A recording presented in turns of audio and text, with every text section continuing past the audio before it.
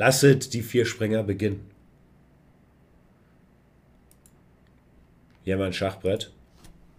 Es sieht hier ein bisschen abgeschnitten aus. Können wir hier noch so ein bisschen Schachbrettrand? Ein bisschen mehr Schachbrett noch. So ist doch schön. Also, das hier ist die Grundstellung im Schach. Wir machen uns eine Engine an, Chat, damit wir hier sehen, wer besser steht. An diesem Balken könnt ihr es erkennen. Wenn der Balken sehr viel Weiß anzeigt, steht Weiß sehr viel besser.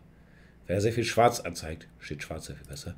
Am Anfang steht Weiß ein bisschen besser, weil Weiß ja anfängt. Der sogenannte Anzugsvorteil hat Etienne Gardet nur auf dem Deutschen Fernsehpreis sonst. Weiß holt im Schach meistens so 53 bis 54% der Punkte. Grundstellung.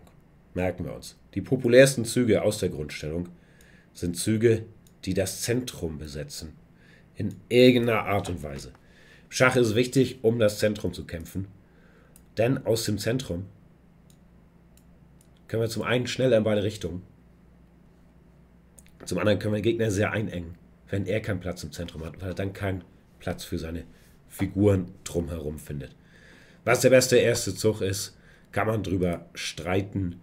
Bau nach E4 oder Bau nach D4, die beiden Wege, ein Bauern mit Doppelschritt ins Zentrum zu stellen, sind die populärsten. Auf niedrigem Niveau Bauer E4 verbreiteter, was nicht heißen soll, dass D4 besser ist, nur dass man E4 meistens zuerst beigebracht kriegt, was ein bisschen leichter ist, danach die nächsten Züge zu machen. Der Springer geht raus, der Läufer geht raus, die kurze Rochade wird angestrebt und das Leben ist etwas einfacher als nach Bau nach D4. Wozu wir hier in Teil 17 bis 47 dieser Serie auch noch kommen können. Bau nach E4 besetzt das Zentrum, erlaubt der Dame Freisicht, dem Läufer Freisicht. Viele tolle Sachen. Mein Lieblingszug und auch der Zug, den wir bei Streamer-Turnieren fast ausschließlich sehen, ist Bauer nach E5. Auch das ist die Reaktion, die den Leuten am Anfang beigebracht wird, aus denselben Gründen. Wie Bauer nach E4, auch Schwarz besetzt das Zentrum, kämpft dagegen, dass Weiß das Zentrum ganz besetzt, wenn Schwarz etwas Langsames macht. Schnappt Weiß hier sofort gleich die Mitte. Deshalb Bauer nach E5, der populärste Zug. Ich würde am Anfang auch am ehesten zu Bauer nach E5 raten. Ich würde am Anfang eher abraten von Sizilianisch, was genauso gut und genauso populär ist. Aber ein bisschen schwieriger, danach die Figuren ins Spiel zu kriegen. Meine Zweitlieblingseröffnungen wären, glaube ich, wenn man nicht immer Bauer nach E4 nach E5 spielen will, Bauer nach C6, sogenannte Karo-Kann. Haben wir uns hier schon mal ein bisschen länger angeguckt, können wir irgendwann auch nochmal die Basics uns angucken. Oder Bau nach E6, das sogenannte Französisch. Beide diese Züge sind mit der Idee gespielt, dass wenn Weiß die Mitte besetzt, wir einen Bauern hier hinstellen. Wenn der geschlagen wird, wir mit unserem Bauern zurückschlagen können. Also gleich einen Fuß hier ins Zentrum bekommen. Denn was wir nicht wollen strategisch, ist dieses Zentrum gleich aufgeben oder viel Zeit zu verlieren, wenn wir zum Beispiel sowas spielen und hier keinen Bauern haben, mit dem wir zurückschlagen können. Gut, zu all diesen Zügen können wir später kommen. Heute wollen wir uns erstmal eine Variation nach Bauer nach E4, Bauer nach E5 angucken. Und zwar die Öffnung, die wir, wie gesagt, bei Streamer-Turnieren fast immer sehen, obwohl sie eigentlich selten gelehrt wird als erste Öffnung. Ich weiß nicht genau, woran es liegt. Ich vermute, die meisten Leute lernen so die Prinzipien am Anfang. Die Springer erst, die Läufer dann. So fängt man die Entwicklung an, dies, das. Dazu gibt es dann häufig, glaube ich, den Reflex. Oh, mein Bauer ist angegriffen. Oh, mein Bauer ist angegriffen. Ich muss sie verteidigen. Und mein Pferdchen verteidigt die ja. Aber kommen wir gleich zu, wie der Weg dahin führt. Na, Bauer nach E4, Bauer nach E5 ist der beste Zug. Springer nach F3. Wenn wir Cheese hier wie Dame nach H5 ignorieren oder romantische Eröffnungen wie das Königsgambit. Springer nach F3 ist der mit Abstand logischste Zug. Greift diesen Bauern an, kontrolliert das Feld in der Mitte und bereitet die Rochade vor. Nachdem der Läufer aus dem Weg gegangen ist, zack, zack, kommt die Rochade. Der populärste Zug für Schwarz ist auf fast allen Schachlevels Springer nach C6, Bei Leuten, die viel YouTube-Videos gucken oder die neu sind im Schach, anfangen YouTube-Videos zu gucken, sind Springer nach F6 und Springer nach C6 relativ gleich auf. Und beide diese Züge können zu unserem Vierspringer-Spiel führen. Wir gucken uns erstmal kurz die Unterschiede an. Springer nach C6 verteidigt den Bauern auf E5 und kontrolliert das Feld D4. Ist also die normalste Reaktion. Man möchte diesen Bauern decken und andere Arten, den Bauern zu verteidigen, haben zu große Nachteile. Wenn man Bauern nach D6 spielt, sogenannte Philidor-Verteidigung, mauert man seinen eigenen Bauern ein, seinen eigenen Läufer ein hier auf F8 und kämpft nicht direkt ums Zentrum. Und nach Bauern nach D4 macht Weiß gleich ein bisschen Druck. Wenn man gar mit der Dame rausgeht, zieht man zu früh die Dame raus, was meistens keine gute Idee ist. Dame nach E7, Springer nach C3, droht schon Springer nach D5. Das ist einfach keine gute Idee. Deshalb Springer nach C6, A-Läufer nach D6 können wir noch erwähnen.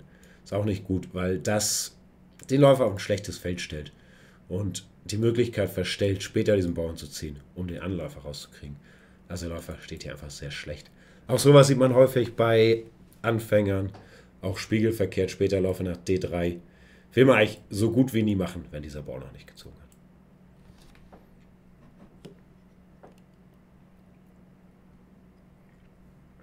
Deshalb Springer nach C6, der Weg, diesen Bauern zu verteidigen.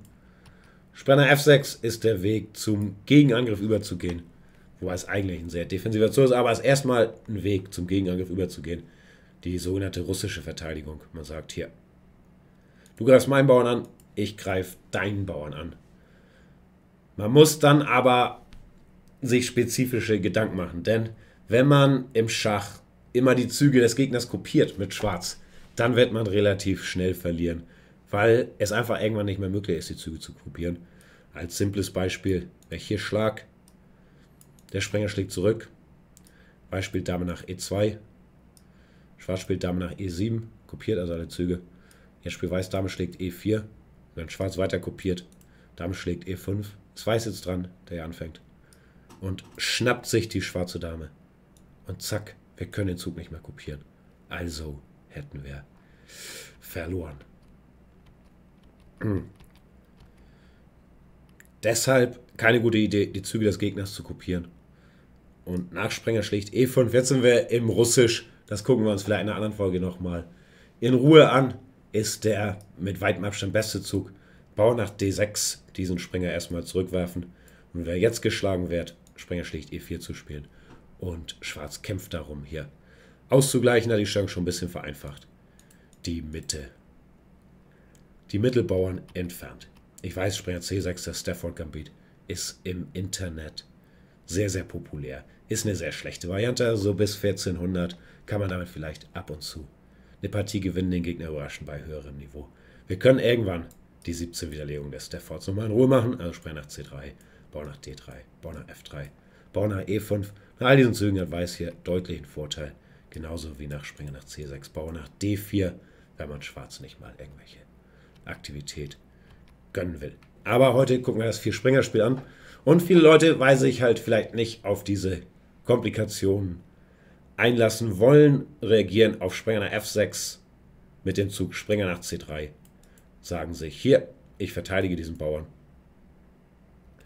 Und greift deinen Bauern wieder an. Wonach Schwarz sich jetzt sagt, zack, jetzt verteidige ich meine Bauern auch. Und schon haben wir die Grundstellung zum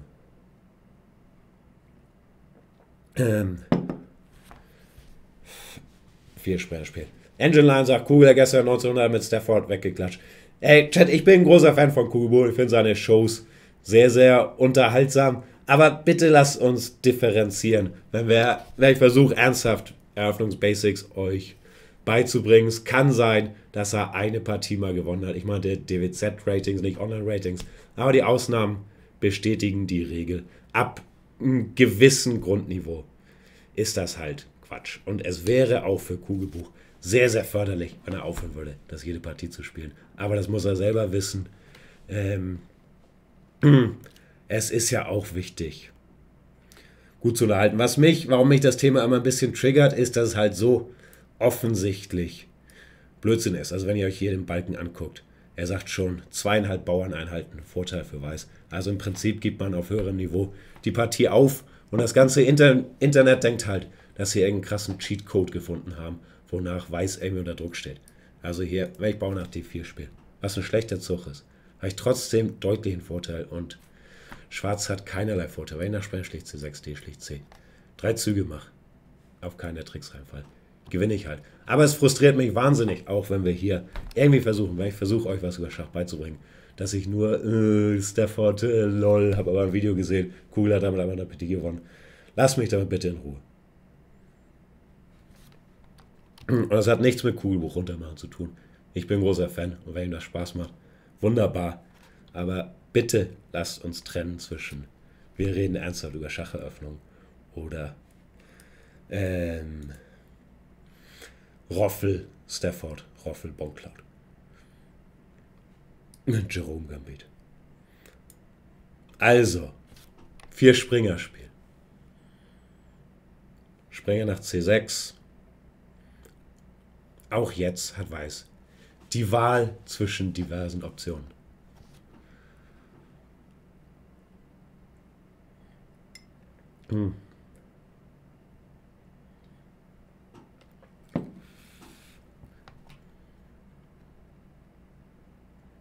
Die besten Züge sind wahrscheinlich, den Läufer rauszubringen. Hier, Läufer nach C4, das sogenannte Italienisch, oder Läufer nach B5, das sogenannte Spanisch.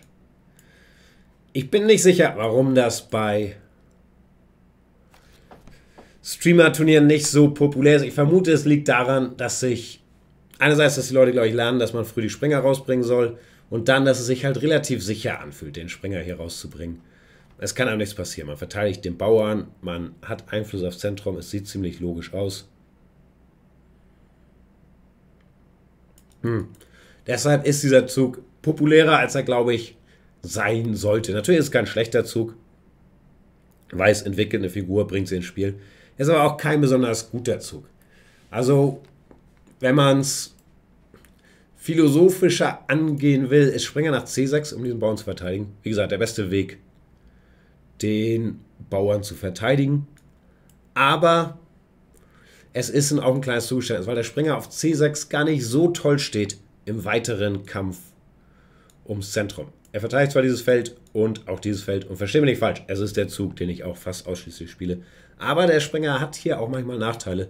Zum Beispiel, wenn Weiß eines Tages, sollte er noch nicht sofort tun, um es zu erklären, hier einen Bauern hinstellt, dann hat der Springer häufig Probleme, auf sinnvolle Felder zu kommen und später muss man ihn zeitraubend durch die Gegend ziehen. Und wie gesagt, der Springer ging hier hin, um diesen Bauern zu verteidigen, Weiß der beste Weg ist, den Bauern zu verteidigen. Weiß hat aber noch nicht das Problem, diesen Bauern auf E4 verteidigen zu müssen. Sondern kann die Zeit jetzt nutzen für einen aktiveren Zug, als diesen Springer rauszubringen. Nämlich zum Beispiel Läufer nach C4 oder Läufer nach B5. Italienisch oder Spanisch. Beide Züge sind auf Top-Niveau heutzutage gleich populär. Früher dachte man, Läufer nach B5 Spanisch sei der kritische Zug. Heutzutage denkt man, weil auf Läufer B5 Springer F6, die sogenannte Berliner Verteidigung, so mächtig geworden ist auf Top-Niveau. Und auch was Carlsen im WM-Match gespielt hat, meine Lieblingseröffnung, dieses A6 Springer F6. Schwarz sich schwer tut hier, Weiß sich schwer tut, Folter zu finden. Wird Italienisch immer populärer.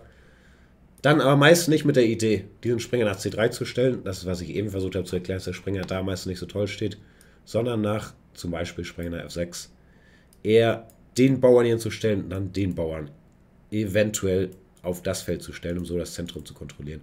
Also den Springer hier häufig nicht hinzustellen. Man könnte hier, auch das sehen wir häufiger bei Streamer-Turnieren, jetzt natürlich den Springer rausbringen, ist auch total logisch, verteidigt den Bauern, hat aber einen taktischen Nachteil, zu dem kommen wir gleich, und auch diesen strategischen Nachteil, dass der Springer auf C3 halt nicht so toll steht, wenn er da nicht hin muss, im Vorteilssinne.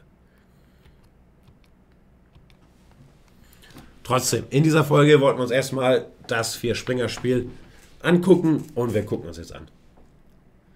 was da passiert. Springer nach C3, wie gesagt, kein schlechter Zug, wird auch auf Großmeisterniveau hin und wieder gespielt, aber nicht der Weg, am meisten Druck zu machen. Wenn das auf höherem Niveau gespielt wird, ist es häufig eine Ansage, dass Weiß relativ sicher spielen möchte und nicht viel riskieren, aber nicht, dass Weiß um Vorteil kämpfen möchte. Heißt nicht, dass die Partie nach sofort vorbei ist, aber es ist nicht der aggressivste aller Züge.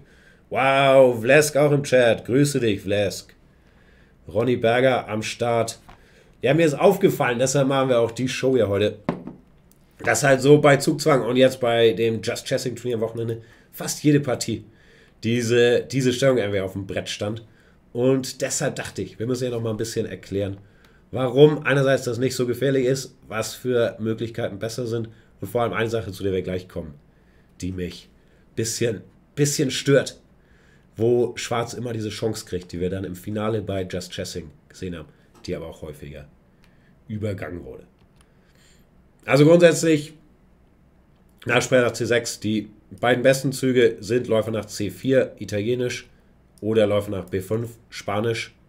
Haben beide Vor- und Nachteile. Läufer nach C4 nimmt den Bauern hier ein bisschen aufs Korn. Läufer nach B5 hat man potenziell die Option, den Springer mal zu schlagen und damit hier auf den Bauern Druck zu machen. So auf Streamer-Niveau, Läufer C4 ist einfacher. Läufer B5, wenn man sich das ein bisschen angeguckt hat, wahrscheinlich gemeiner, weil ich glaube, die Leute hätten darauf keine Entgegnung. Aber das gucken wir uns in späteren Teilen dieser fantastischen Schachschule an.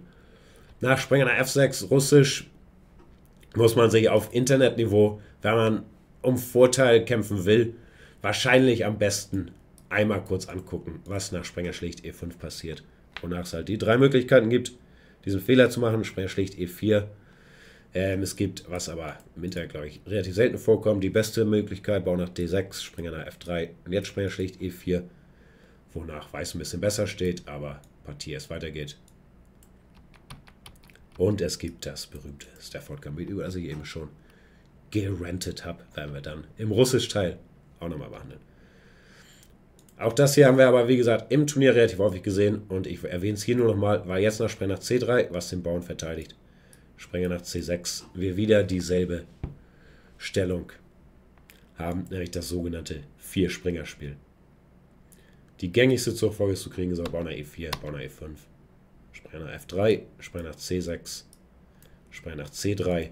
Wie gesagt, hier nicht nötig, aber okay. Nach Springer nach C3 hat Schwarz keinen besseren Zug als Springer nach F6. Also Schwarz sollte ja Springer nach F6 spielen. Das geschieht auch so gut wie immer, nach allem, was ich gesehen habe.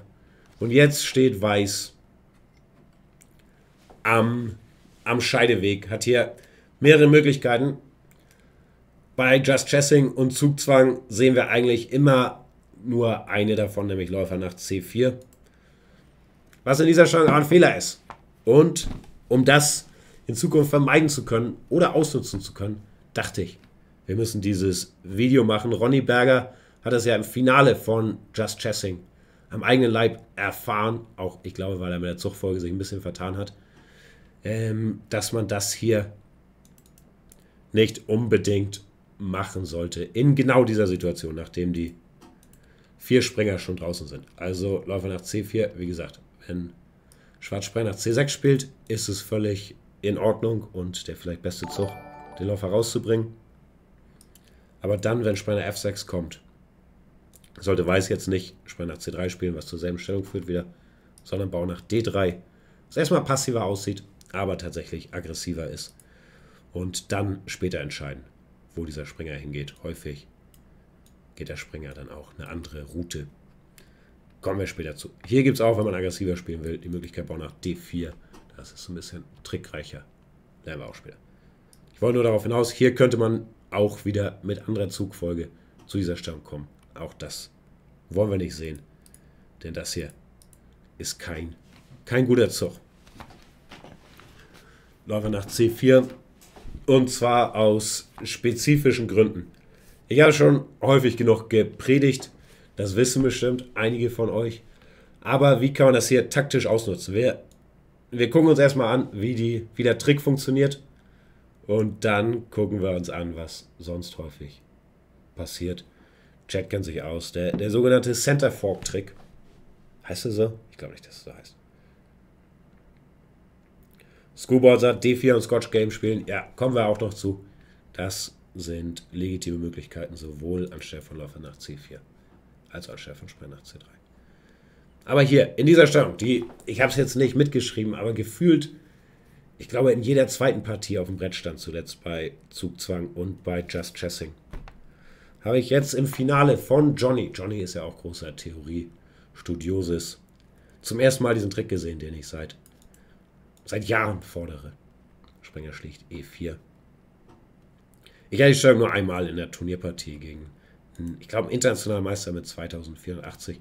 Und ich konnte mein Glück kaum fassen, ehrlich gesagt, weil ich glaube, diesen Trick nicht kannte, was auf höherem Schachniveau eigentlich ziemlich unheard of ist. Also hier Springer schlicht E4 wird auf gutem Niveau, so gut wie immer, verhindert. Aber das ist der Trick, der natürlich, so wenn man nicht so häufig Schach spielt, erstmal ein bisschen verwirrend ist, weil man zieht zum einen eine Figur zweimal, das sollen wir nicht, und zum anderen wichtiger, der Springer, der ja 3 Bauern wert ist, schlägt einen Bauern, der logischerweise nur ein Bauern wert ist, und verliert damit 2 Bauerneinheiten, was natürlich keine gute Idee ist. Aber es gibt spezifische Gründe und das ist auch das Gemeine am Schach, egal wie häufig man erklärt, erstmal Springer raus, dann Läufer raus, dann kurze Rochade, dann Zentrum besetzen. Am Ende des Tages ist es halt ein spezifisches Spiel, wo man Zug für Zug Möglichkeiten kriegt. Und das hier, diesen Trick zu finden am Brett, ohne ihn zu kennen, würde ich von keinem Streamer-Turnier voraussetzen. Aber weil ich diese Stellung halt echt in jedem Streamer-Turnier sehr häufig sehe, dachte ich, wir müssen hier nochmal drüber sprechen. Springer steht E4. Was würdet ihr mit Weiß machen?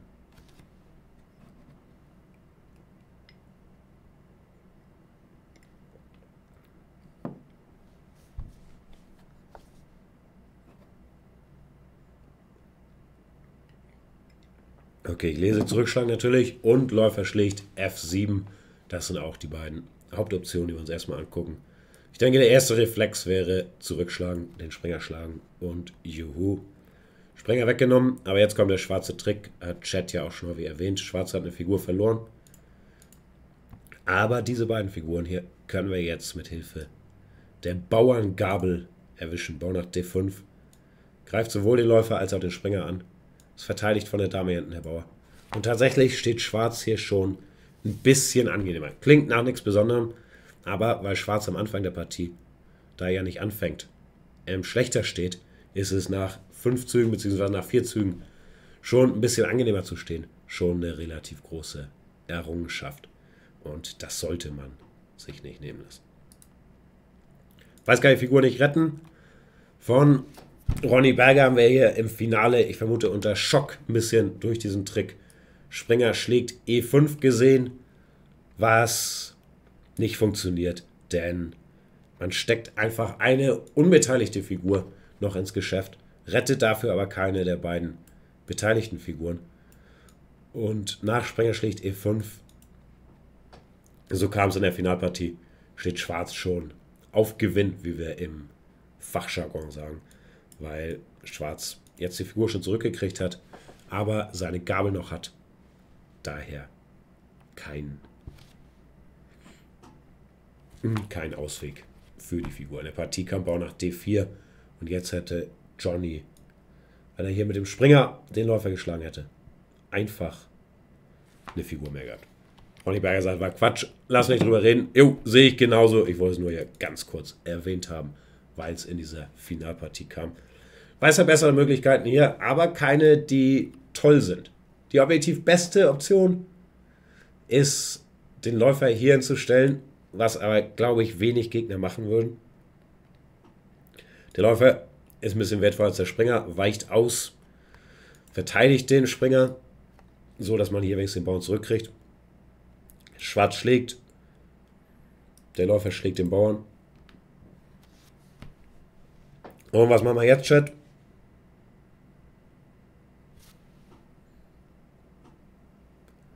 Old Perry sagt, diesen Trick bin ich vor etwa 10 Jahren bei meiner ersten gewetteten DWZ-Partie reingefallen. Ja, wenn man einmal drauf reinfällt, merkt man sich, glaube ich, deshalb versprechen wir es ja. Pappelbauer will rochieren, dürfen wir noch nicht. Schwarz am Zug, Nachläufer schlicht E4.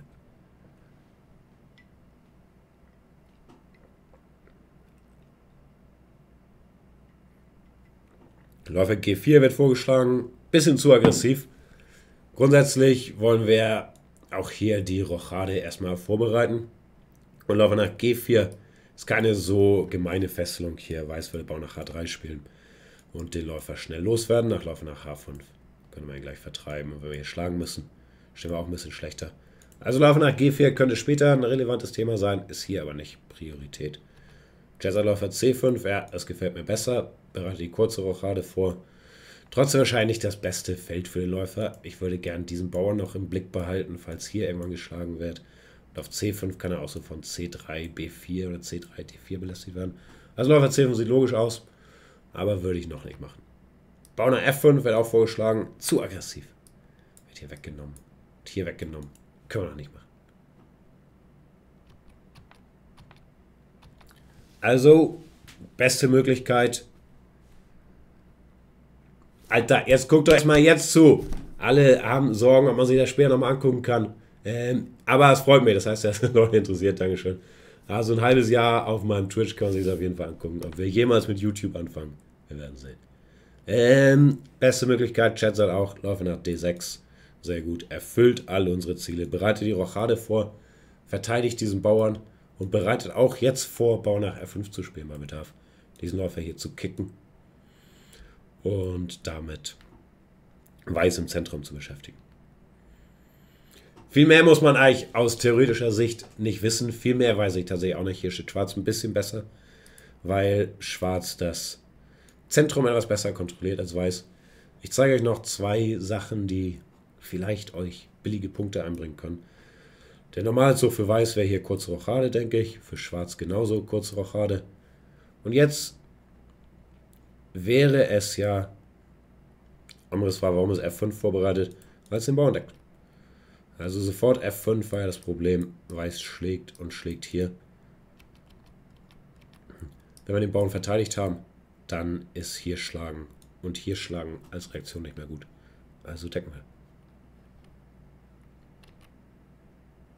Also, kurze Rochade. Kurze Rochade. Hier könnte man jetzt diskutieren. Ich weiß nicht, vielleicht ist es zu advanced für euch, Chat. Aber wir machen hier mal ein bisschen Schachtraining. Warum jetzt noch nicht F5? Ich mache hier Läufer schlicht C6, B schlicht C6. Das sieht ja erstmal gut aus für Schwarz. Wir haben das Zentrum besetzt. Wir haben den Bauern verteidigt. Der Doppelbauer ist nicht schlimm. Wir haben das Läuferpaar. Warum ist das nicht gut? Und zeigt uns vielleicht auch, wie wichtig es ist, im Zweifelsfall erstmal zu rochieren, den König in Sicherheit zu bringen. Ist eine Advanced Frage. Ist nichts Strategisches. Billige Tricks. Softskin hat recht und Dentu, Vue, Otis, ihr habt alle recht. Springer schlägt E5. Taktik. Wieder so ein merkwürdiges Thema. Denn der Bauer ist ja verteidigt, aber nach Läufer E5 rächt es sich für Schwarz, dass der König noch in der Mitte steht. Und Weiß spielt Turm nach E1. Berühmte Fesselung. Tatsächlich ist es nicht möglich, den Läufer zu retten, wenn man es versucht mit, keine Ahnung, Dame nach D6. Kann Weiß ihn nochmal angreifen. Via Bauer D4. Und für den Läufer gibt es keinen Inneren. War ein bisschen off-topic. Ich wollte nur zeigen, dass es häufig einfach sehr, sehr wichtig ist, den König in Sicherheit zu bringen. Selbst wenn man verlockende Alternativen hat. Weil es sonst Tricks gegen den König in der Mitte in sehr, sehr vielen Stand geben kann. Also hier der beste Zug, kurze Rochade. Und jetzt wäre ein normaler Zug aus weißer Sicht, so Bau nach D3 oder Bau nach C3, wo der Schwarz halt ein bisschen besser steht, aber die Partie langsam losgeht. Ne? Bau nach D3, jetzt könnten wir Bau nach F5 spielen.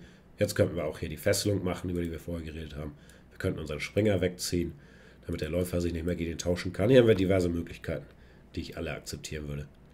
Nach Bau nach C3 genauso gibt es verschiedene Optionen. Wahrscheinlich Bau nach F5 vermessen. Ein Trick, den ich euch noch zeigen will. logischer Zug wäre Bauer nach D4 auch. Weiß versucht ums Zentrum zu kämpfen. Warum ist das schlecht, Chat?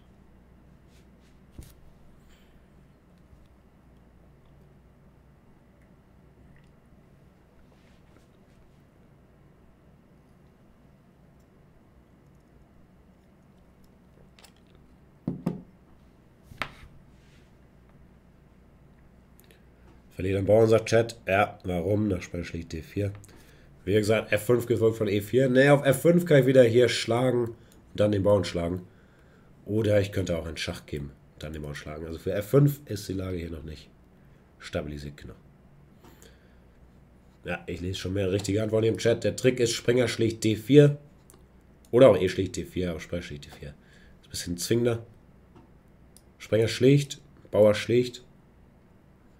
Und jetzt, Ronny Berger sagt es, wenn die Dame zurückschlagen würde, hier den Bauern, was wahrscheinlich die Idee war, kommt der teuflische Läuferabzug. Der Läufer opfert sich selbst, um der Dame den Blick freizugeben.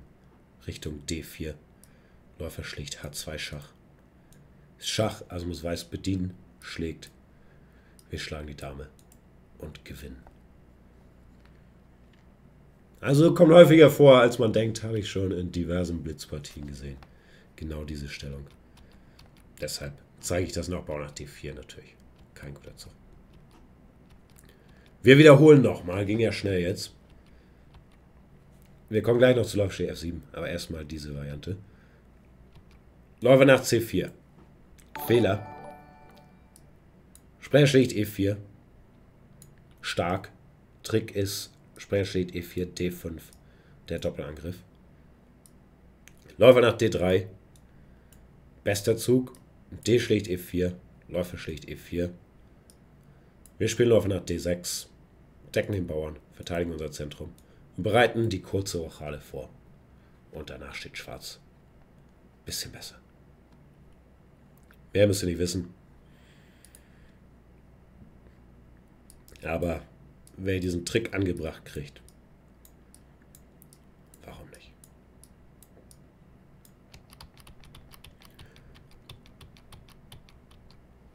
So, weil diese Stellung so verbreitet ist, oder diese Variante, müssen wir uns hier noch ein paar Alternativen angucken. Ich glaube, was in 95% der Online-Blitzpartien, wenn diese Stellung entsteht, gespielt wird, ist Läufer schlägt D5. Das ist wahrscheinlich der erste Reflex. So, ja. Ich verstehe vielleicht, ich kann die Figur nicht mehr retten. Dann schnappe ich mir wenigstens den Bauern. Ist auch kein grober Fehler. Weiß holt sich immerhin einen Bauern zurück. Und nach Dame schlägt D5 ist das Material ausgeglichen. Aber hier steht Schwarz auch schon auf hohem Niveau relativ klar besser. Seht ihr am Balken. Weil Schwarz das Zentrum besetzt hat und das sogenannte Läuferpaar hat. Was zwei Faktoren sind, die sich zusammen schon sehr, sehr bemerkbar machen. Also das hier ist echt eine Stellung, die schon relativ schlecht ist für Weiß. Die meisten spielen jetzt irgendwie Springer nach C3 zurück, um die Dame anzugreifen. Die Dame geht irgendwo hin. Man kann darüber streiten, welches das beste Feld ist. Ich würde wahrscheinlich hier hingehen. Und dann entwickeln wir die Figuren. Jetzt ist diese Fesselung relativ mächtig zum Beispiel, weil hier kein Läufer mehr ist, der es parieren kann. Ansonsten machen wir wieder Läufer raus, kurze Rochade. Und Schwarz steht tatsächlich schon strategisch deutlich, deutlich besser, weil diese Bauern hier gleich ankommen könnten. Also ist eine sehr unangenehme Stellung. VV Hobel, vielen Dank für den Sub. Ich bin hier im Vortragsmodus. Sorry, wenn ich einige Subs übersehe. Ich freue mich trotzdem sehr. Obergo, auch an dich. Vielen, vielen Dank für den Subs. Weiß kann natürlich andere Züge machen, aber ändert nichts an der Stellung grundsätzlich. Bauer nach D3. Wir können wieder Läufer raus, kurze Rochade, Läufer nach G4 und machen Druck.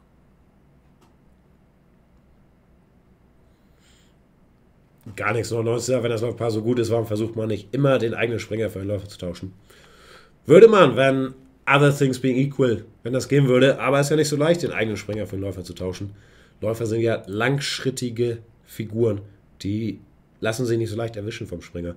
Häufig sind die Entscheidungen dann eher so, zum Beispiel, sorry, ist jetzt off topic, aber hier nach Springer C6, Läufer nach B5, A6.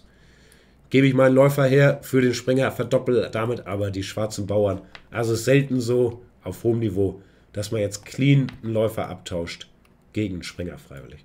Gibt natürlich Ausnahmen, aber so am Anfang, gerade mit offener Stellung, will man das dann nicht. So. Zurück zu unserer Variante hier. Ich sehe noch ein paar Fragen. Ich weiß nicht, in welcher Stellung laufe, nach G4, H3 und dann. Also hier, ich meine, erst Läufer E7, Rochade. Aber grundsätzlich, hier willst du die Fesselung aufrechterhalten. Läufer nach H5 und in dieser Situation würde Weiß sich schon sehr schwächen, wenn er Läufer vertreiben müsste.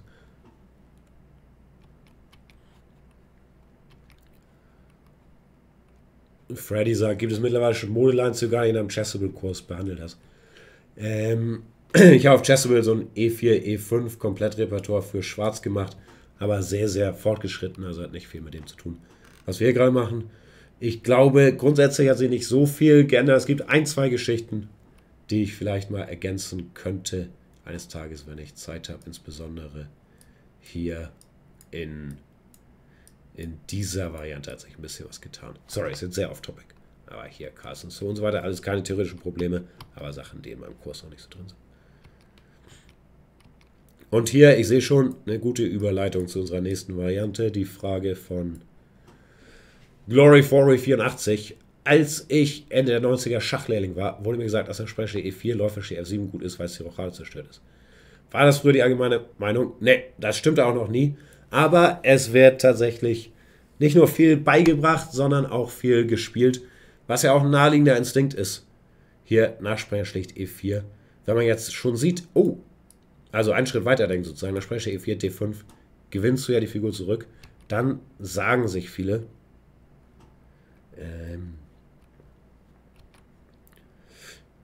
dann haue ich doch mal Läufer hier vorher rein und locke wenigstens deinen König aufs offene Feld. Ist aber tatsächlich ein Fehler, sogar ein ziemlich ernster Fehler objektiv, das hier zu machen. Also den Kamikaze-Zug des Läufers. Läufer schlicht F7, König schlicht F7, Springer schlicht E4. Und die Gründe sind wieder ähnliche, wie was wir eben besprochen haben, nämlich Zentrum und Läuferpaar. Insbesondere Zentrum. Schwarz besetzt jetzt sofort die Mitte hier, gewinnt dabei Zeit und hat die beiden Läufer, während Weiß nur sehr, sehr kurzfristige Aktivität hat hier gegen den König mit seinen beiden Springern. Es gibt ein paar Tricks, das will ich nicht leugnen, aber objektiv ist das hier eine sehr, sehr schlechte Stellung für Weiß.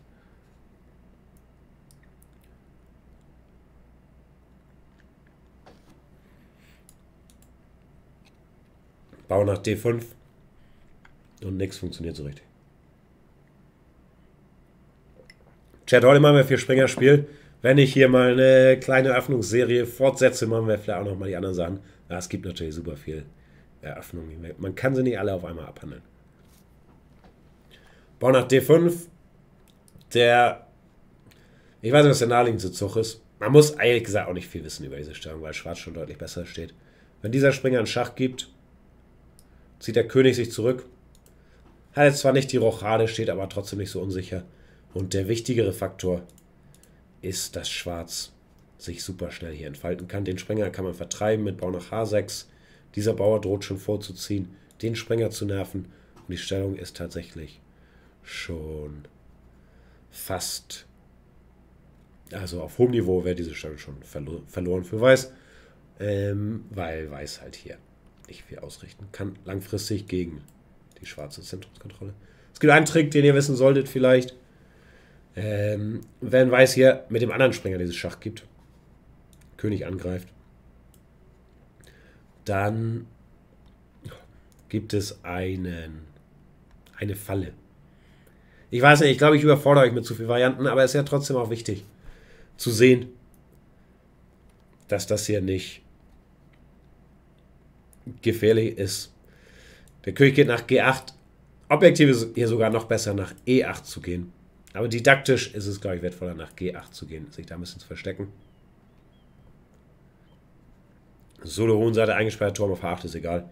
Nicht egal, aber ist kein so wichtiger Faktor wie die anderen, die ich aufgelistet habe. Der Turm wird schon ins Spiel kommen. Ist hier nicht wichtig. Also auch mit dem anderen Springer. Aber hier gibt es einen Trick, auf den ihr ein bisschen vorbereitet sein müsst. Nämlich Dame nach F3. Droht Schachmatt. Und das müssen wir parieren. Wie kriegen wir das hin?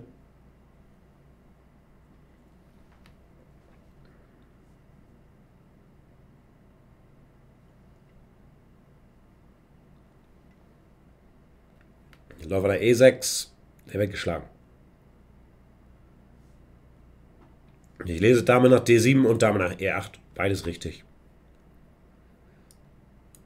Es geht hier nur darum, den kurzfristigen weißen Angriff zu parieren. Langfristig steht Schwarz hier, wie gesagt, auf hohem Niveau auf Gewinn, auf etwas niedrigerem Niveau. Deutlich besser. Denn jetzt droht kein Matt mehr. Der Springer geht weg, keine Ahnung. Sagen wir hier hin. Wir vertreiben auch den Kollegen. Der hat hier auch keine Einbruchsfelder. Müsste sich zum Beispiel hierhin zurückziehen. Und jetzt sehen wir schon, das Blatt wendet sich hier sehr, sehr schnell. Springer nach D4, greift die Dame an, greift den Bauern auf C2 an. Dame müsste sich zurückziehen. Jetzt viele Möglichkeiten, hat zum Beispiel Dame nach F7. Macht den Weg frei für den Läufer. Und die weiße Stellung ist schon fast nicht spielbar. Wer gefragt, warum Dame E7 nicht ging, ging glaube ich auch. Also ich wollte nur darauf hinaus, sich hier nicht matt setzen zu lassen. Ich glaube, gegen Dame E7 spricht auch nichts. Ja. Hier könnte Weiß noch ein bisschen versuchen zu zaubern.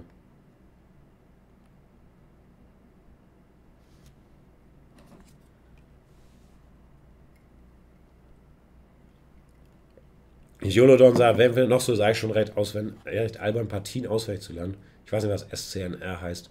Aber das hier sind ja keine Partien auswendig lernen. Das sind, naja, scheiße, ein kompliziertes Spiel. Aus meiner Sicht sind das völlige Basics, um aus der Öffnung zu kommen. Aber, wie gesagt, ich will es keinem aufzwingen. Wir machen ja auch sehr, sehr selten hier Schach-Content. Muss sich keiner angucken, Jolodon 2. Also, Schacheröffnungskonto, wollte ich sagen. Schachkonto machen wir viel. Hier, jetzt nach Springer F6 wird noch einmal Achtung geboten. Ja, nicht wirklich. Weil wenn wir den schlagen, der König das Feld kriegt. Aber du meinst, dass man nicht Dame F6 spielen kann, ne? Ja, das stimmt. Alles ein bisschen off-topic. Also ich kann verstehen, dass diese Läufer F7 auf den ersten Blick scary aussieht. Aber da müsst ihr dann Vertrauen haben in das Zentrum. Das Läuferpaar, diese Stellung, ihr seht es am Balken, ist schon deutlicher Vorteil für Schwarz. Und so sollte Weiß nicht spielen. Die Stellung sieht man relativ häufig tatsächlich so auf 1400, 1500 Niveau. Aber es rächt sich für Weiß, so zu spielen.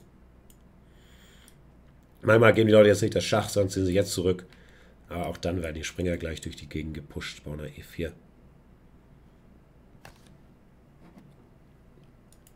Und Schwarz steht halt schon deutlich besser.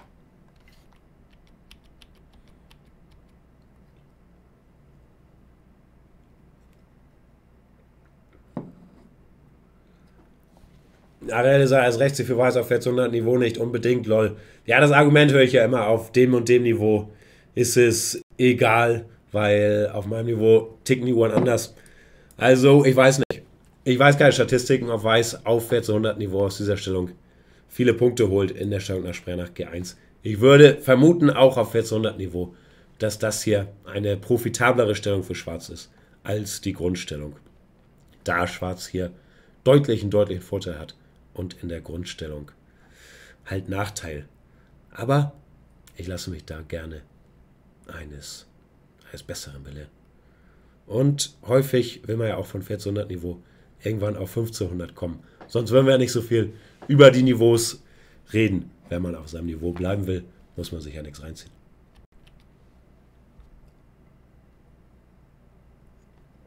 Sagt der Mann, der seit 20 Jahren zwischen 2,6 und 2,650 hängt. Na, ich glaube, auf 1400 haben Leute schon Angst, dass der König offen ist. Ja, deshalb sage ich euch ja, dass Schwarz hier deutlich besser steht.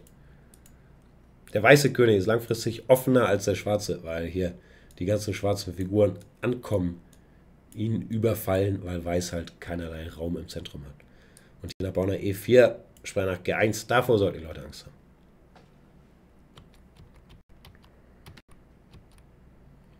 So, Springer schlägt E4. Viel mehr gibt es nicht zu wissen. Auf hohem Niveau der beste Zug hier wäre vielleicht tatsächlich Rochade zu spielen, zu versuchen, aus der Not eine Tugend zu machen, den Bauern zu opfern. Aber das wird euch erstens selten begegnen. Zweitens, ganz aufmerksame Zuschauer können jetzt vielleicht erkennen, dass das hier eine Art Stafford mit vertauschten Farben wäre. Aber selbst das ist zum Glück noch schlecht für aus Sicht der Stafford-Spielenden. Also die Widerlegung objektiv ist hier zu schlagen. D schlicht C und jetzt Bauer nach F6 zu spielen. Was ein bisschen scary aussieht für den König, ich weiß, hihi, nie F6 spielen. Aber objektiv ist es am besten. Wenn man ein ruhigeres Leben haben will, kann man hier zum Beispiel Läufer nach E7 spielen, gefolgt von kurzer Rochade und es kann einem nie was passieren. Also das ist die ganz simple Art und Weise, das zu behandeln.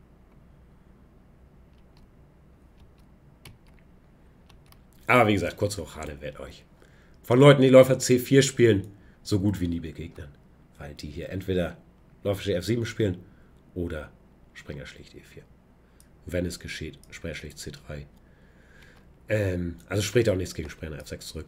Aber Springer schlicht C3, D schlicht C hier. Der ganz safe Weg ist Läufer E7, dann auf alles kurze Rochade.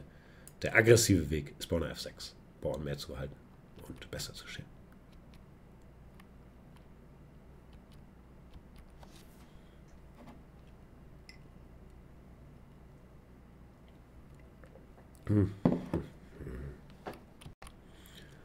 So, müssen wir noch irgendwas wissen nach Läufer schlicht C4, Springer schlicht E4.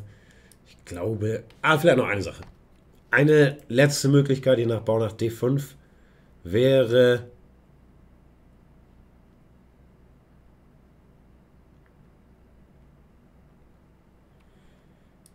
Läufer nach B5 zu spielen.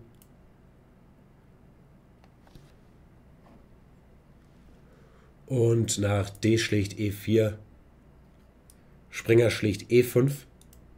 Hier, auf Fesselbasis. Aber was können wir dagegen tun?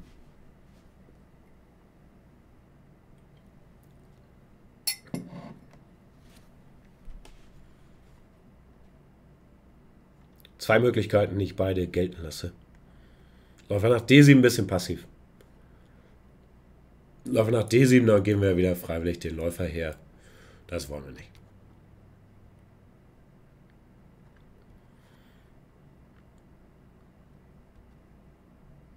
Dame nach G5. Jetzt habe ich beide Möglichkeiten gesehen. Akzeptiere ich beide. Dame nach G5 ist, glaube ich, objektiv am besten. Macht das Ganze ein bisschen komplexer, aber funktioniert. Führt sofort zu Chaos. Greift diesen Bauern auf G2 an. Greift den Springer an. Und wenn dieser hier geschlagen wird, was können wir jetzt machen?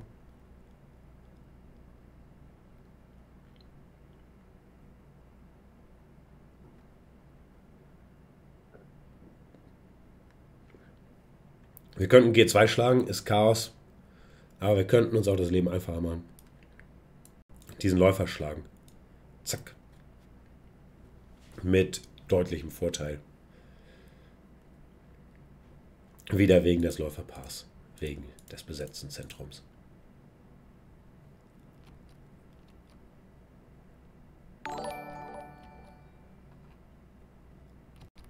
Also das wollte ich nur der Vollständigkeit halber noch kurz erwähnt haben, dass diese Fesselung existiert. Die andere Option, die ich hätte gelten lassen, ist Dame nach D5. Ist auch solide. Wieder Springer schlicht C6, Dame schlicht B5. Läufer schlicht C6, B schlicht C6. Kann auch nicht viel passieren. Ey, Raid von Johnny! Herzlich willkommen. Vielen Dank für den Raid, Johnny. Glückwunsch nochmal zum Turniersieg. Wir verraten hier all deine Geheimnisse. Nämlich, warum die beliebte Streamer-Eröffnung 4 Springer raus und dann Läufer nach C4 nicht so gut ist. Wegen Springer schlägt E4. Klein und fett, vielen Dank für den Sub.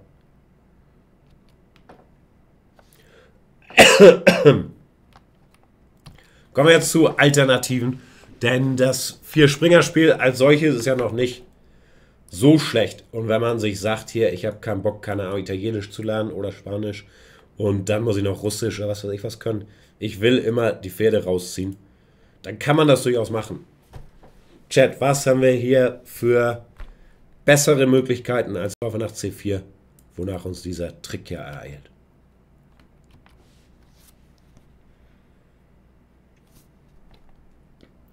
Bau nach D4, ja, das ist der Hauptzug. Läufer nach B5, auch akzeptabel. Das sind in der Tat die beiden Hauptmöglichkeiten.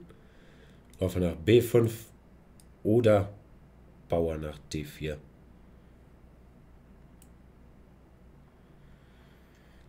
Es gibt hier keine so schlechten Züge. Es gibt hier, also Läufer nach C4, auch viel Quatsch, den man machen kann. So Bau nach G3 ist nicht so schlecht. Selbst Bau nach A3 ist nicht so schlecht. Lukas van Fourés experimentiert gerne mit Bau nach A4.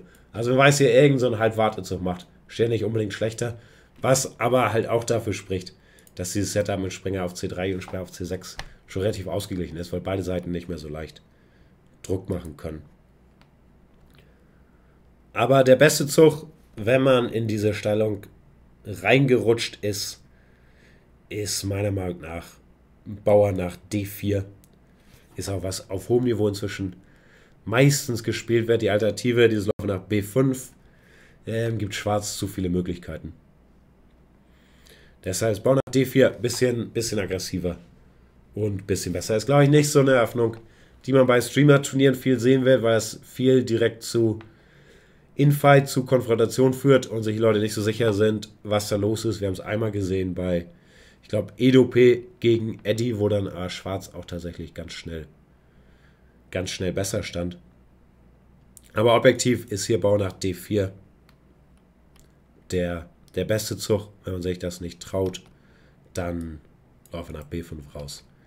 Grundsätzlich, der Kern des Übels ist, nochmal, schon diesen Springer hinzustellen. Wenn man hier schön, wie man es gelernt hat, Figuren rausziehen will und König in Sicherheit bringen und so weiter, dann sollte man wirklich mit Läufer nach C4 oder nach Läufer nach B5 anfangen. Wonach das alles sehr viel organischer funktioniert, also italienisch. Hier können wir rochieren, dann versuchen C3, D4 zu machen oder gleich C3, D4 versuchen und so weiter und so fort. Und nach Springer nach F6 den Bauern verteidigen. Dann rochieren. Und Spanisch läuft es genauso. Können wir auch im nächsten Zug rochieren und uns dann ums Zentrum kümmern, während wenn der Läufer hier vertrieben wird, er häufig auch auf B3 ein ruhiges Plätzchen findet. Deshalb Springer nach C3, nach Springer nach F6 ist es schon schwer, hier Druck zu machen. Nach Bau nach D4 ist es objektiv nichts Besonderes, aber eine Variante, die auf hohem Niveau ein bisschen lästig sein kann aus schwarzer Sicht, weil es hier sehr, sehr schwer ist, Druck zu entfalten mit Schwarz, wenn Weiß safe spielt. Ich weiß nicht, wie viel ich euch hier drüber zeigen sollte. Wir beantworten erstmal Ronny Bergers Frage. Was ist denn besser als Springer nach C3 am Anfang, wenn Russisch gespielt wird? Hatten wir schon. Ja, ganz am Rande. Ich mache irgendwann bei dieser Serie weiter mal auch nochmal eine Russisch-Folge. Also gegen Russisch gibt es zwei Hauptzüge. Springer schlägt E5. Den Bauern schlagen. Ist wahrscheinlich der populärste Zug. Dann wäre es so im Internet viel das Stafford Gambit. Springer nach C6 vorgesetzt kriegen. Was aber aus diversen Gründen schlecht ist. Am einfachsten, das ist alles am einfachsten, deshalb weiß ich nicht, welche Variante man empfehlen soll. Hier schlagen und Bau nach E5 zum Beispiel, Springer nach E4, Bau nach D4 und Weiß gewinnt. Ist eine Möglichkeit. Aber das wird online viel gespielt. Bau nach D6, Springer nach F3, Springer schlägt E4, das wird auf Großmeisterniveau gespielt. Dann verschwinden beide E-Bauern und Weiß versucht hier ein bisschen Vorteil zu kriegen. Meistens mit Bau nach D4, gefolgt von Läufer nach D3 und kurze Rochade. Alternativen sind hier, Springer nach C3 zu spielen. Ich mache es gerade ein bisschen schnell, ist nur für Ronny, dass er einen Überblick kriegt. Ja, und wenn hier geschlagen wird, so und dann schnell die Figuren raus, Läufer E3, Dame D2, lange Rochade. Das war zum Beispiel im Match Carlsen gegen Caruana ein großes Thema, diese Stellung. Das ist die eine Möglichkeit. Was man noch wissen sollte, ist, dass hier Springer schlicht E4 nicht funktioniert, wegen Dame nach E2, wenn der Springer weggeht. kommt ein recht gemeiner Abzugsangriff. Springer F6, Springer C6 Schach. Und Weiß gewinnt die Dame. Deshalb Springer E4, kein guter Zug. Aber wie gesagt, D6 und hier gehen die ernsthaften Theorieduelle los, wo Weiß aber ein bisschen besser steht. Die Alternative ist nach Springer F6 auch D4 zu spielen. Das hat Carlsen jetzt gegen Nepomniachtchi einmal gemacht. Auch eine Partie gewonnen, wo wir ehrlich gesagt gar nicht so viel wollten. Auch mit Remis halbwegs einverstanden gewesen wären. Aber auch das hier ist ein interessanter Zug. Die Idee ist, wenn der geschlagen wird, dann gleich weiter Druck zu machen mit den Bauern, den Springer hier anzugreifen, wonach Weiß besser steht. Und hier kann auch der Bauer geschlagen werden, dann spielt Weiß Läufe nach D3. Macht auch hier ein bisschen Druck.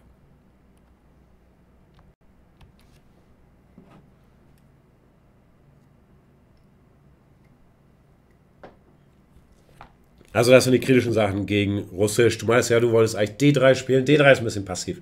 Mauert hier den eigenen Läufer ein und danach hat Schwarz schon eine relativ bequeme Stellung. Also kann man auch machen, wenn man hier keinen Stress haben will, aber ist ein bisschen sehr passiv. Dann würde Schwarzspringer nach C6 spielen, jetzt den Bauern verteidigen, dann hier die Mitte besetzen mit Bauern nach D5. Der hätte schon ein leichtes Spiel. Also D4, wenn du hier die Stafford Gang aus dem Buch kriegen willst, oder Springer schlicht E5 und eine der Widerlegungen von Stafford sich einmal angucken, sind die auf Internet-Level einfachsten Wege. So, kurz zurück zum Vier-Springer-Spiel. Wenn wir in dieser Stellung gelandet sind, wie gesagt, der beste Zug, Bauer nach D4. Der beste Zug für Schwarz ist, den zu schlagen. Springer schlicht zurück. Hier Kugelbuch, Belgrader Gambit, liebe Grüße. Springer nach D5, Belgrader Gambit. Kannst du einstudieren. Springer schlicht E4, Läufe nach D3. Springer F6, Dame E2 Schach. Läufer E7, wir schlagen. Kurze Rochade. Und so gut wie matt. Wir gehen rein.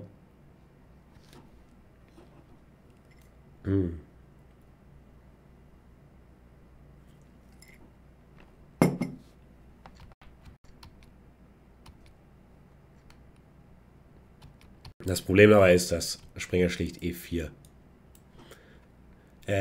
nicht sein muss. Schwarz kann ich sagen, einen Bauern habe ich schon. Jetzt ziehe ich ein paar Figuren raus, zum Beispiel auf E7, gefolgt von kurzer Rochade. Und Schwarz steht ein bisschen besser.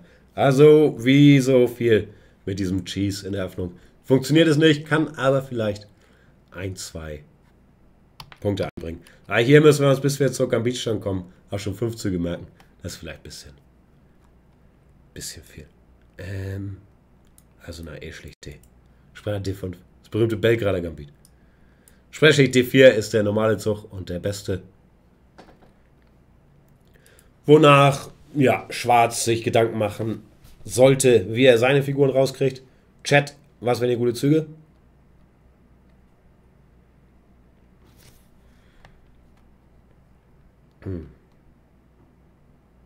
Läufer nach C5 ist okay. Springer schlägt E4, lese ich, das funktioniert so halbwegs. Sehr, sehr spezifisch. Ist nicht so schlecht, wie es aussieht. Würde ich aber nicht empfehlen. Aber es kommt tatsächlich dem Ausgleich nahe, komischerweise. Ist sehr, sehr spezifisch. Das bitte nicht spielen. Too weird. Aber der Zug ist nicht so dämlich, wie er aussieht. Auf den ersten Blick sieht er aus wie Quatsch. Wenn der Springer kann geschlagen werden. Jetzt nach Dame nach E7 ist tatsächlich nicht möglich für Weiß, seinen Mehrspringer zu behalten. Das ist eine sehr wirre Situation. Versteht ihr das, Chat? Warum wir den extra Springer nicht behalten können? Wie gesagt, ich empfehle den Zug nicht. Springer schlägt E4. Too weird.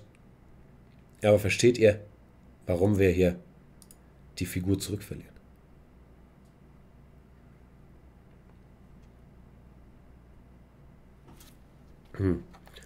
Also der Springer ist angegriffen.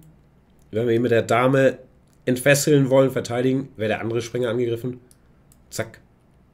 Weil die Dame ja auch den deckt. Wenn wir ihn mit dem Läufer verteidigen, wäre der Springer auch weg. Und wenn wir so spielen zum Beispiel, dann existiert diese Fesselung noch. Kann Schwarz Bauer nach D5 spielen und der Springer kann nicht weg. Weil Fesselpech. Trotzdem steht Weiß selbst hier, glaube ich, ein bisschen besser nach B5 als Sperrschlicht C6. Wie gesagt, ist keine Variante, die ich empfehlen würde, aber geometrisch sehr fair, dass Schwarz hier kein Material verliert. Wenn man crazy sein will, kann man Sperrschlicht E4 spielen. Wer Gefahr, wenn jetzt Weiß jetzt F3 spielt, dann kommt auch D5. Und wieder die Fesselung. Dasselbe Problem. Hier, es geht noch weiter. Laufe nach B5, Laufe nach D7. Das ist gleich Theorie. Jetzt kurz Rochade. Schlägt. Schlägt. Irgendwie sowas. Aber das sprengt ein bisschen den Rahmen hier. Ich finde es nur kurios, dass Sprecher schlägt E4. Was echt gegen alle Regeln verstößt. Nicht so schlecht ist, wie es aussieht. Laufe nach C5 wurde vorgeschlagen. Das ist ein vernünftiger Zug. Der beste Zug ist wahrscheinlich Laufe nach B4. Klassische Fesselung und entwickelt die Figur. Bereitet schnell kurze Rochade vor. Durch die Fesselung drohen wir jetzt auch Sprenger schlicht E4. Die Variante geht weiter mit, das müsst ihr euch nicht merken, aber kann man sich merken. Das hier kann man auch mit Weiß eigentlich einen Großteil seiner Schachkarriere spielen, wenn man ehrlich ist. Diese Variante, dieses 4-Springer-Spiel und insbesondere diese Stellung ist sehr, sehr solide für Weiß. Und ja, kann man spielen. Ist ein bisschen langweilig vielleicht auf Dauer, aber nicht schlecht. Weiß muss jetzt sich ums Zentrum kümmern. Hier in dieser Stellung straucheln viele, die sich hier nicht so gut auskennen. Spielen ja wie Bauer nach F3 oder Laufe nach G5. Es funktioniert alles nicht. Weiß muss hier Sprecher schlicht C6 spielen, B schlicht C. Jetzt den Läufer rausziehen, um diesen Bauern zu decken. Das ist der weiße Plan. Kurze Rochade. Wenn Schwarz hier in der Mitte ankommt, tauschen wir immer. Und die Stellung ist einfach und recht solide zu spielen. Also Hauptvarianten, wer so schlägt. Hier kann man drüber diskutieren, Rochade oder was auch immer, aber einfach damit ihr einen Überblick kriegt. Schlägt, Rochade. Laufe nach G5. Mit grob ausgeglichener Stellung, die aber relativ leicht zu spielen ist für Weiß. Deshalb so auf gutem Clubspielerniveau, so, ja, kann man das, glaube ich, fast jede Partie spielen und macht nicht so viel falsch. Joe sagt, instead of Bishop B4, I prefer the tricky move, Knight takes E4.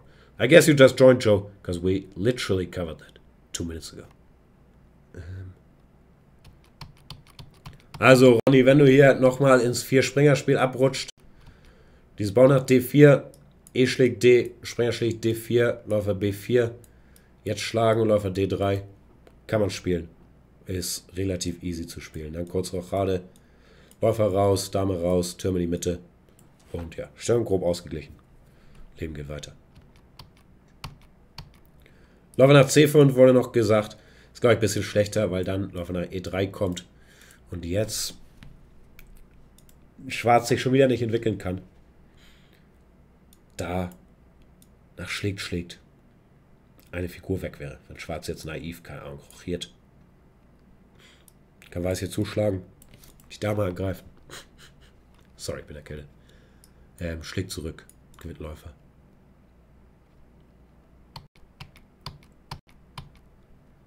Deshalb Läufer nach C5 eine Ungenauigkeit. Nichts Schlimmes, aber nach Läufer E3. Steht Weiß hier ein bisschen besser. Und Läufer nach B4. Der beste Zug. Wer gefragt nach Plänen für beide Seiten. Ich tue mir immer schwer mit dem P-Wort, weil Schach doch ein sehr konkretes Spiel ist. Ich habe ja schon gesagt, hier Läufer nach G5. Würde jetzt erstmal Druck aufs Zentrum machen. Schwarz versucht das Zentrum erstmal zu stabilisieren mit Bau nach C6. Weiß versucht die Figuren rauszuziehen. Ein potenzieller Plan könnte sein, den Springer hier durch die Gegend zu gruppieren, um das Zentrum weiter anzugreifen. Anderer potenzieller Plan könnte sein, den Turm hier rüber zu ziehen. Weiß spielt häufig H3, um nicht von Läufer G4 genervt zu werden. Schwarz in dieser Stellung möchte häufig Läufer nach D6 oder E7 zurückstellen, je nach Geschmack. Dann mit dem Turm den Bauern angreifen. Man muss sich dann ein bisschen drum kümmern, wie er die Figur hier weiter ins Spiel kriegt. Bauer nach H6, um die Lage hier zu klären, ist auch häufiger ein Thema. Hier zu schlagen ist meistens nicht so schlimm, weil er die Dame zurückschlägt und das Endspiel haltbar ist. Aber wie gesagt, ausgeglichene Stellung, ein bisschen einfacher für Weiß zu spielen. Viele Optionen für beide Seiten. Jaina Targaryen, danke Jaina, 11 Monate am Start. Die Abo-Falle schlägt wieder zu. Dankeschön. So, was müsst ihr noch wissen über das schottische Vierspringerspiel? Das ist diese Stellung. Man weiß nicht den Fehler, Läufer C4 macht, sondern Bauern nach D4 spielt. Ich glaube, Eddie hat hier ein bisschen aus Versehen, aber schnell gewonnen gegen Edope in seinem Zugzwang Viertelfinale mit Läufer nach B4. Ignoriert hier erstmal die Spannung im Zentrum. Objektiv kein so guter Zug, aber tricky, da die weiße Antwort nicht so leicht ist. Ich weiß auch nicht, wie ich das erklären soll. Es ist ehrlich gesagt zu kompliziert für euch, Chat. Gozulul, vielen Dank für den Sub.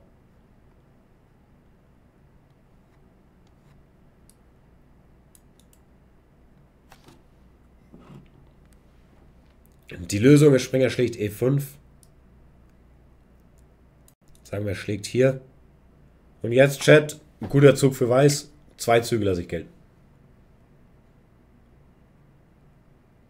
Ich erkläre ja schon. Ich sag nur, ich will euch nicht mit zu viel unnützem, komplizierten Kram überladen, weil nach Bauern nach D4, Läufer nach B4 werdet ihr so gut wie nie sehen.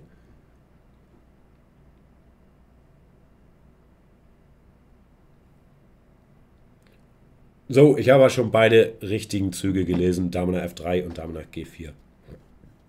Lasse ich beides gelten. Dame nach G4 ist, glaube ich, objektiv am besten. Greift den Springer an und greift diesen Bauern an. Und die Sache wird kompliziert. Springer schlägt C3, Dame schlägt G7. Aber am Ende ist Weiß im Vorteil. Und Dame nach F3 ist relativ solide. Greift wieder den Springer an und droht das berühmte Schäfermatt, so dass Schwarz sich hier, um beides zu parieren, zurückziehen muss. Springer nach F6 oder Springer nach D6. Besser Springer nach F6. Und jetzt hat Weiß leicht einen Vorteil. Könnt ihr Läufer rausziehen, den Bauern decken. Und dann die Entwicklung fortsetzen. Läufer raus, kurze Rochade. Bisschen Druck.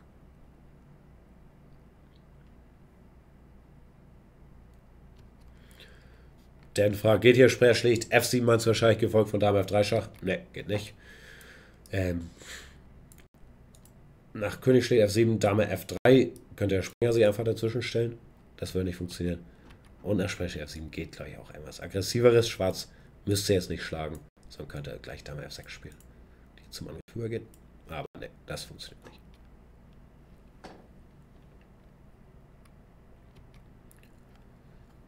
Somge sagt, was ist denn, wenn der Läufer den Springer schlägt? Dann muss man ja mit Bauer nehmen. Das ist korrekt. Wo ist die Frage? Wir nehmen mit Bauer. Grundsätzlich keine gute Idee, den zu schlagen. Läuft ja nicht weg. Der Springer ist ja gefesselt. Deshalb, solange man die Fesselung hat, kein Grund da reinzuschlagen. Bleibt ja bestehen.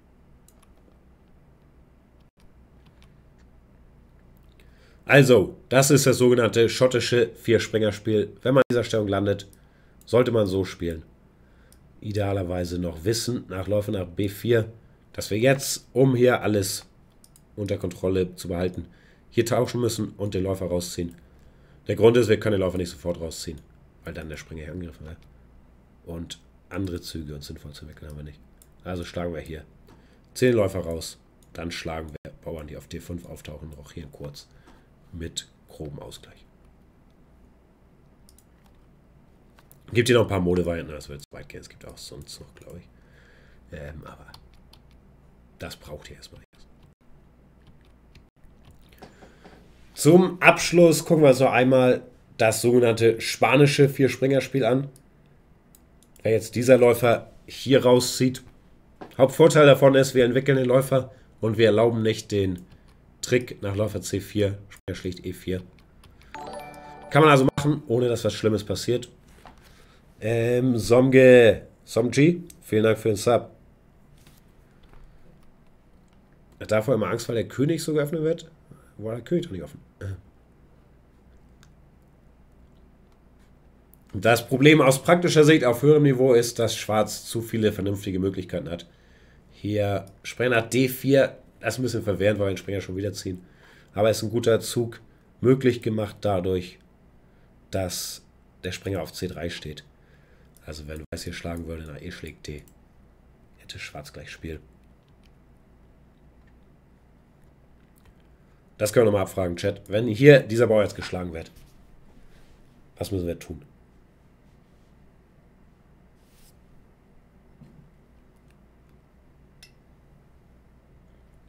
Ts alle.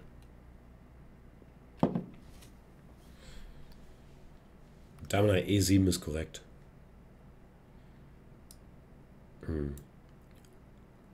Auch ein bisschen verwehrend, man lernt ja meistens, man soll die Dame nicht so früh ins Spiel bringen, dies, das. Aber wenn Weiß hier gleich in den Infight geht, müssen wir reagieren. Und tatsächlich steht Schwarz hier schon besser. Der Springer ist angegriffen. Wenn der Springer weggehen würde, könnten wir einfach in Anführungszeichen aus diesen Bauern schnappen. Mit Vorteil wieder das Läuferpaar, bla bla. Und wenn der Springer verteidigt wird, Bauern nach F4. Was machen wir jetzt?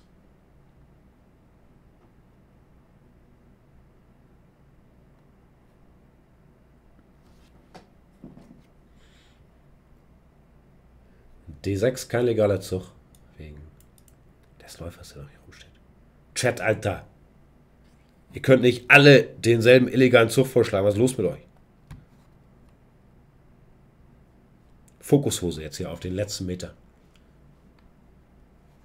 Greschle sagt, hallo Jan, wollte jemand danken, durch dich bin ich viel besser im Schach geworden. Das freut mich, Greschle.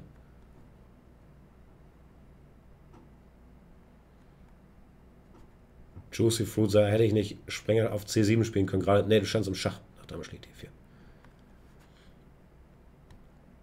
Chat rätselt, Springer schlägt B5 ist korrekt. Springer schlägt B5. Wir beseitigen diesen Läufer. Springer schlägt B5. Jetzt brauche ich eigentlich noch einen guten Zug.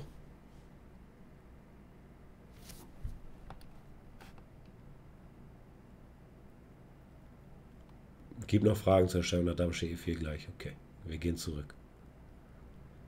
Bauern nach D6 ist korrekt. Verteidigt den Bauern mit der Dame und greift diesen Bauern, diesen Springer an, wenn der Springer sich zurückzieht. Okay, das ist noch eine Theorievariante, aber Schwarz steht besser wieder. Dame schlägt E4 oder von mir aus auch SC6 und dann Springer schlägt E4. Chat hat noch Fragen zu der Stellung hier nach Springer F3. Schlägt, Dame schlägt E4. Erstens ist Schach, deshalb geht die Springergabel nicht. Weiß muss das Schach parieren.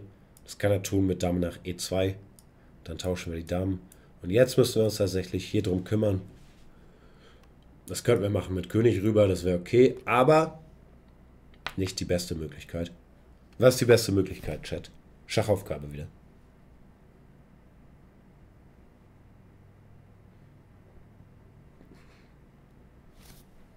Springer nach D5 ist korrekt. Verteidigt den Bauern. Und wenn ich hier weiter nachhake, was dann? Laufen nach D6, bisschen hässlich, da kann er geschlagen werden. Joe kennt sich aus, C4, A6.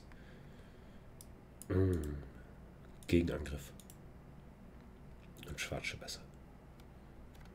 Scheiß kompliziert, was soll ich euch sagen?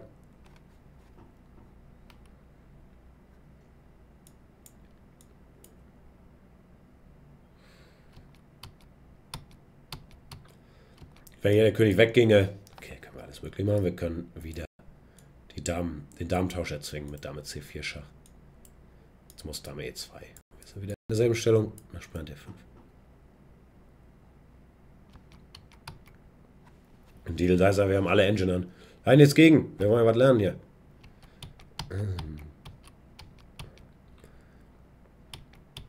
Also das hier ist ein bisschen zu kompliziert. Laufen nach B5 sieht man gleich auch.